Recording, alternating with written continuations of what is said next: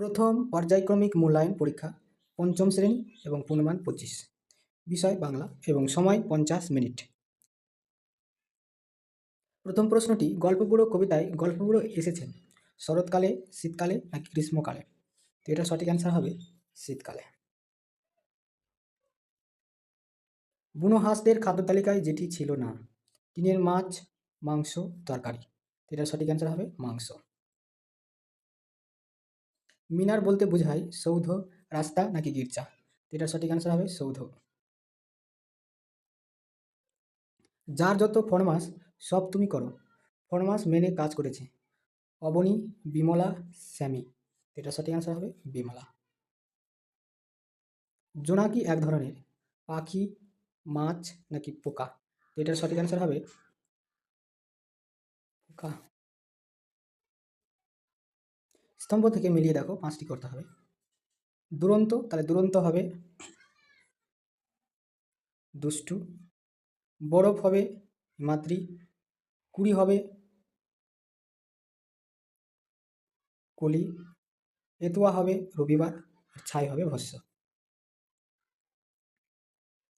নিচের প্রশ্নগুলির দুটি বাক্যে উত্তর দাও, যে 3টি করতে হবে, খুবই গুরুত্বপূর্ণ। আপনি দেখো, বালক রবীন্দ্রনাথের প্রধান ছুটির দেশ কী ছিল? রবীন্দ্রনাথ নিজেকে কোন চরিত্রের সঙ্গে তুলনা করেছেন? তো উত্তরটি দেখো, কবি গুরু রবীন্দ্রনাথ ঠাকুরের লেখা ছেলেবেলা গল্পে বালক রবীন্দ্রনাথের প্রধান ছুটির দেশ ছিল তার বাড়ির খোলা ছাদ। পাঠাংশে লেখক রবীন্দ্রনাথ ঠাকুর নিজের ছেলেবেলায় নিজেকে অর্থাৎ ছোট রবিকে বাংলাদেশের শিশু লিভিংস্টন বলেছেন, নিজেকে লিভিংস্টন বলেছেন। পাঠাংশে ছোট রবিকে বাংলাদেশের শিশু লিভিংস্টন বলা হয়েছে কারণ ছোট্ট রবি যেন ডেভিড লিভিংস্টনের মতো ছাদের ঘরে বসে ওয়েসিস আবিষ্কার করেছিল।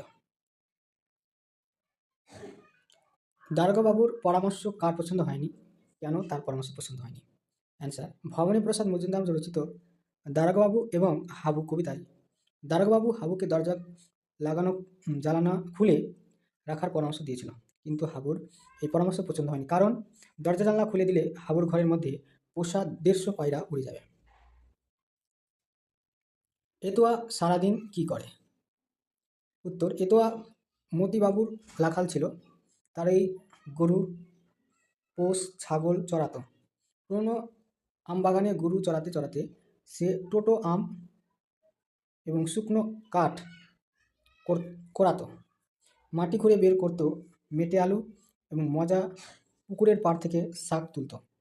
সেই তার সঙ্গে একটা বস্তা রাখত এবং সেই সব বস্তায় ভরে নিত। তারপর যেত ডুলুং নদী পেরিয়ে ঘন সবুজ ঘাস বনে এবং সেখানে গরু মোষ ছেড়ে দিত। তারপর সুবর্ণরেখা নদীর মাঝে শুরু চড়ে গিয়ে সে বাঁশে বোনা জাল দিয়ে মাছ ধরত। এইগুলোই হলো এতুয়ার রোজগার কাজ।